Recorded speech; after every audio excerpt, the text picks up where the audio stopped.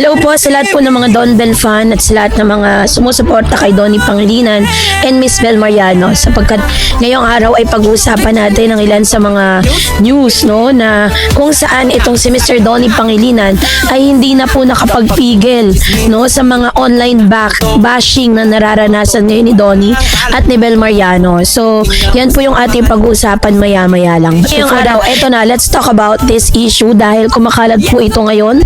At masasabi natin na tinapos na po ni Mr. Donnie Pangilinan ang ilan sa mga isyong na kinasasangkutan ni Donnie, ni Bel, at ni Miss Shubi. Actually, hindi naman talaga si Bel, si Donnie at si Shubi ang issue. Ang pinaka-issue dito is yung mga backlash at yung mga bashing.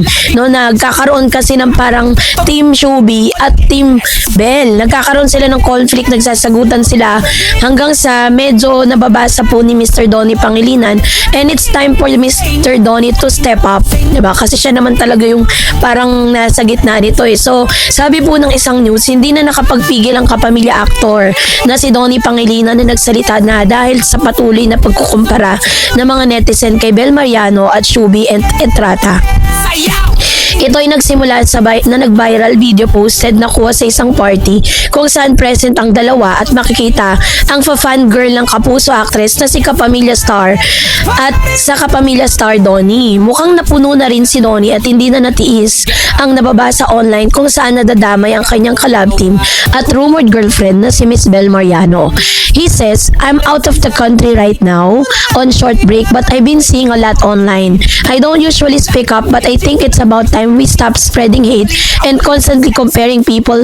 There are more important things happening in our country," panimula ng kapamilya actor.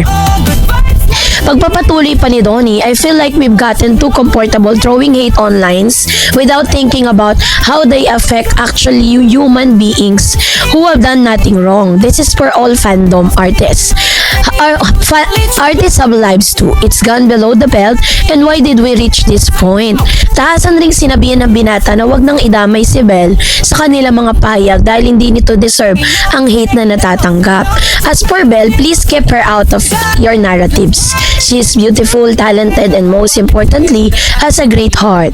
Nothing you say or do will change it, sabi pa ni Donnie. Anya, sinabi na raw ni Shubi ang tungkol sa kumakalat na video dahil nagugulat siya sa mga hanash online dahil sa katunayan ay dinner lamang naman yon at dapat ay intimate and private.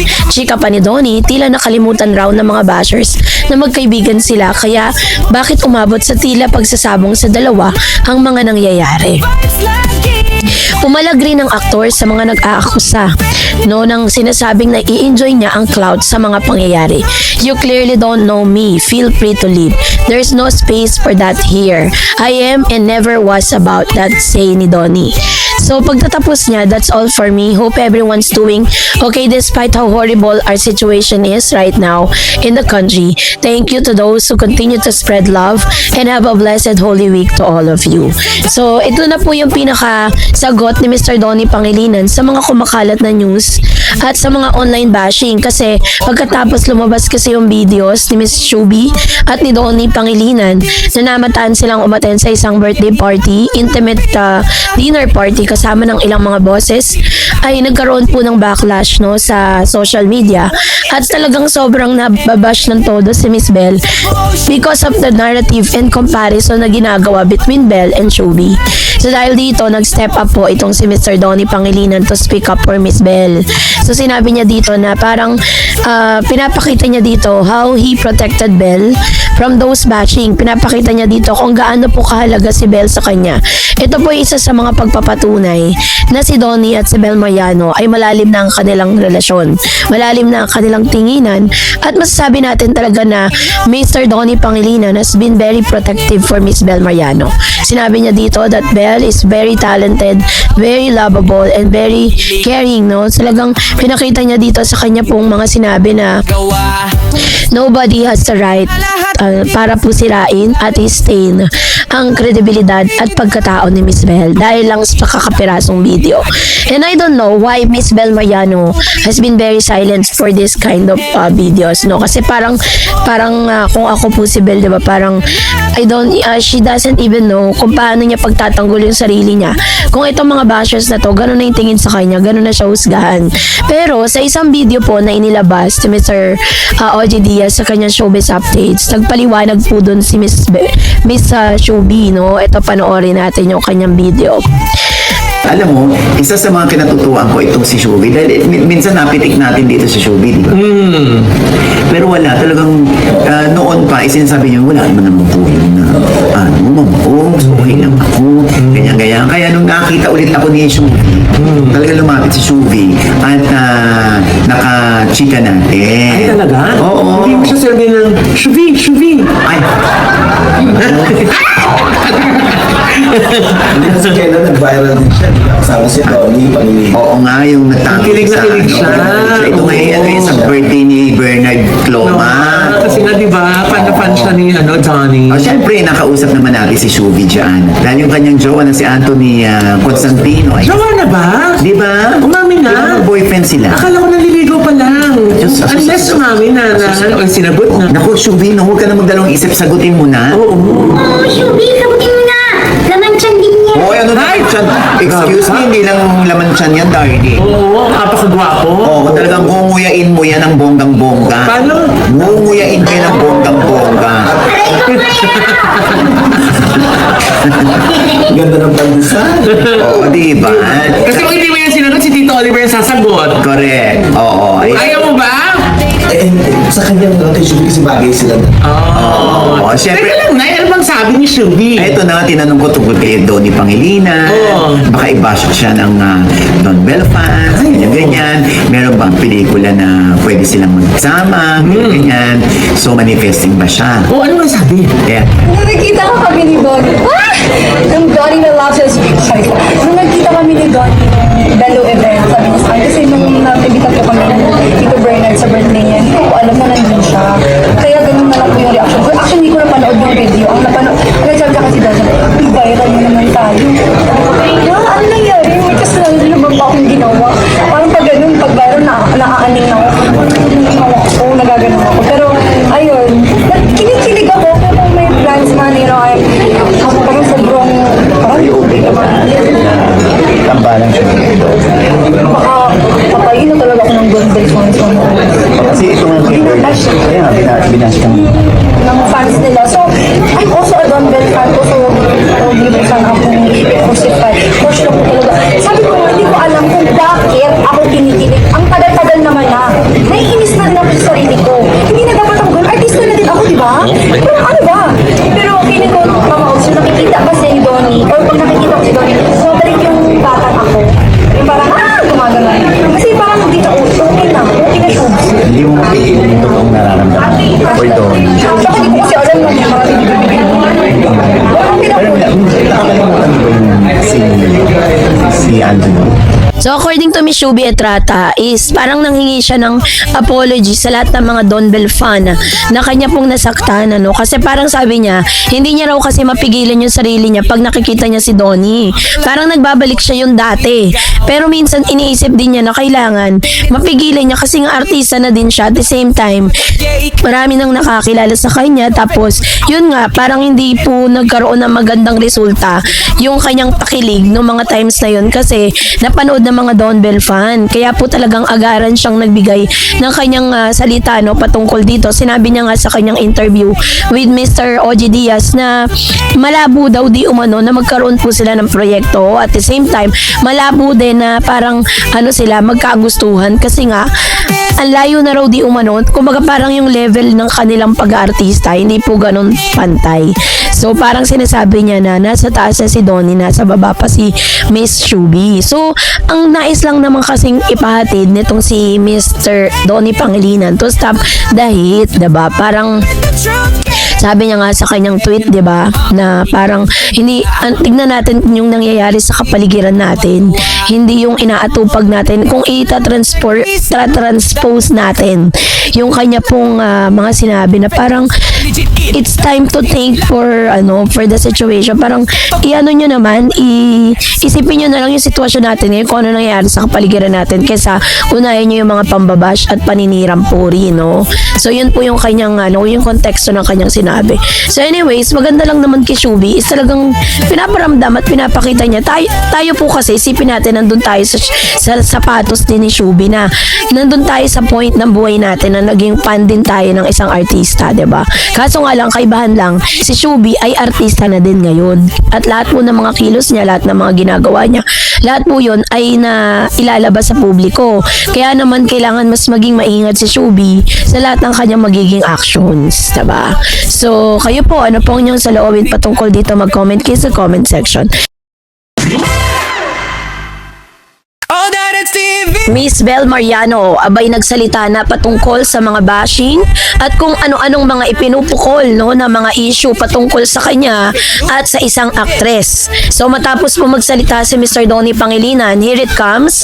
Si Miss Bel Mariano naman ngayon ang naglabas ng kanyang saloobin with regards to this. So yun yung ating pag-uusapan, no? But before that, if you haven't subscribed, ito pong isa sa mga news, no? So matapos nga itong si Donnie Pangilinan ay magsalita patungkol sa issue nitong si Shubi Estrata, Mr. Donnie Pangilinan and Miss Bel Mariano, ay kinlear out ni Mr. Donnie na tumawag siya ng atensyon ng ilang mga bashers na nagiging pulutan. Ito pong si Miss Bel, no? So nagsalita siya to stop bashing, na parang mas pagtuunan natin ng pansin kung ano man ang mga nangyayari ngayon sa ating paligid, parang ganun. So sa isang interview din, tila natakot ang dating Pinoy Big Brother Celebrity Collab Edition housemate at Kapuso Sparkle artist Shubi Estrata na madikit kay kapamilya star Donnie Pangilinan. Ito ay matapos kumalat ang video na nagpapakita nilang dalawa sa isang event. Sa panayam ni Showbiz Insiders OG Diaz kamakailan, inurirat si Shubi kung bukas ba siya sa posibilidad na makasama si Donnie sa isang proyekto. So yun yung tanong. Sabi niya, no, ito yung sagot niya, baka patayin na talaga ako ng Don Bell fans, Mama Ogs. I'm also a Don Bell, so wag niyo po sana akong i-crucify. Crush ko lang po talaga, saad ni Shubi. Dagdag pa niya, sabi ko nga, hindi ko alam kung bakit ako kinikilig. Ang tagal-tagal naman na naiinis na rin ako sa sarili ko. Hindi naman dapat ako ganun, artista na rin ako, diba? Sabi niya. Pero sa palagi ni Shubi, bumabalik ang batang siya kapag nakikita niya si Donnie. Samantalang nilinaw naman yan na hindi raw niya inaasahang magtatagpo sila ng kapamilya star event na pareho nilang dinaluhan. Kaya gayon na lang ang reaksyon niya. Actually, hindi ko napanood yung video. Ang nagsabi sa akin si Donnie, viral na naman tayo. Sabi ko, ha? Ano nangyari? May kasalanan na naman ba akong ginawa? Pag viral na, aning ako dugtong pa ni Shubi. Matatanda ang nagsalita na si Donnie kaugnay sa issue sa viral video. Umapila siya sa fans na itigil ang pagpapakalat ng hate. So, nilinaw po dito, sinabi ni Miss Shubi na si Mr. Donnie Pangilinan mismo ang nag-post or nag-call out kay Miss dito po kay Shubi, no, patungkol dun sa mga viral videos na lumabas. So, which means friends talaga sila. Which means na talagang meron silang communication pero bilang magkaibigan, not a lover. So, dahil po diyan, nagsalita si Donnie, 'di ba? Sinabi niya to stop the hate.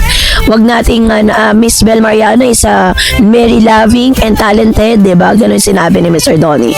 So finally, dahil po hindi na rin nakapagpigil pa si Bel, nagsalita siya at nag-post siya sa kanyang Instagram account. Sa kanyang Instagram story, sinabi niya, "Hi all, I call on everyone to let go of the negativity and hate that's been going around. There are bigger, more important things that need our attentions. Let's choose kindness, patience, and understanding." Huwag na po tayo mag-away-away. Have a blessed Holy Week, everyone. Ayan. So, habang itong si Mr. Donnie Pangilinan ay nagbabakasyon sa Maldives. Nasa Maldives kasi siya ngayon, kasama niya si Mr. Piolo Pascual. Hindi niya po napigilan na magsalita at ipagtanggol, no, ito pong si Miss Bel Mariano laban sa mga ganitong klase, mga malisyosong balita. No, dahil po diyan, is nagsalita na rin si Belle kasi it's time na rin talaga kasi nagkakaroon ng comparison between Shubi and Miss Belle kasi kung tutuusin hindi naman talaga sila match, no? Masasabi natin na may pangalan na rin si Shubi pero yung mga napatunayan na ni Belle sa showbiz ay hindi pa naaabot ni Shubi Etrata. Kaya naman na parang it's not fair na parang nagkakaroon ng comparison between them tapos dinadrag down yung isa tapos yung isa tinataas. Yung mga fans ni Belle tinataas siya tapos dinadrag down si Shubi. Habang ito naman si Belle ibinababa ng team ni Shubi tapos itinataas naman si Shubi. So vice versa ang nangyagaganap. So dahil dyan parang sinasabi ng need ng Don Bell, ni Donnie at ni Belle na you need to stop spreading hates, diba? Tama na yung mga ganitong klase ng ganitong klase ng mga hindi kagandahang mga salita, pukulan ng mga salita, awayan sa social media. Ang dami na po nangyayari sa bansa natin. Una, diba? Kabilaan na po yung mga wars. Tapos tumataas yung mga gasolina, yung mga corruption sa natin, sa ating bansa, 'di ba? Hindi ba pa pwedeng magkaisa tayo para po talagang yun na lang ang natin, 'di ba? Kasi si Donnie at si Belle, maging si Shubi at ilang mga artista at ilang mga celebrity, ang talaga naman purpose nila sa atin is to entertain us, hindi para stressin tayo, hindi para tayo ay ma-stress sa mga nangyayari sa buhay nila. Katulad ng sinabi ni Mr. Donnie, sabi niya, as for Belle, please keep her out of your narrative. She's beautiful, talented, and most importantly, has a great heart. Nothing you say or do will change that. I told Shubi the videos were going around out of shock as I went to a dinner at first thinking it was just going to be intimate and private. People forget we are all friends in this industry and why do we keep pitting people against each other? Dugtong pa ng aktor.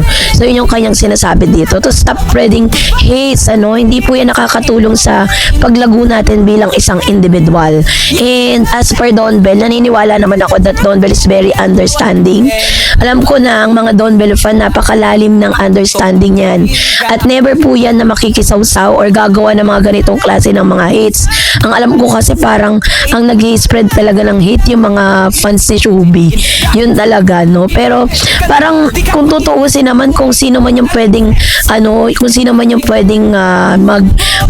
mag-react, no? Walang iba kundi ang mga Don Bell fan kasi si Donnie yung nandun tapos si Shubi nandun. Kahit naman talaga sino magre-react sa mga videos na napanood. Kahit nga ako nung nakita ko yun, parang kakaiba talaga si Shubi sa mga sandali na yun. Pero nag-sorry naman siya sa Don Bell. At sinabi niya na lang talaga, nagpapaka-fangirling lang talaga si Miss Shubi pero she doesn't have any plans na agawin, no, itong si Mr. Donnie kay Belle. And at the same time, sinabi niya din na siguro if in any case na o-operan sila ng project, hindi niya rin tatanggapin kasi maku-crucify talaga siya ng todo ng Don Bell. So tama lang yung desisyon ni Shubi. So kayo po, anong inyong saloobin patungkol dito? Mag-comment kayo sa comment section. And that's it for today. For more videos and updates, please don't forget to like and subscribe. And please don't forget to follow my Facebook page, Dar Eds TV and Dar Eds channel. God bless everyone.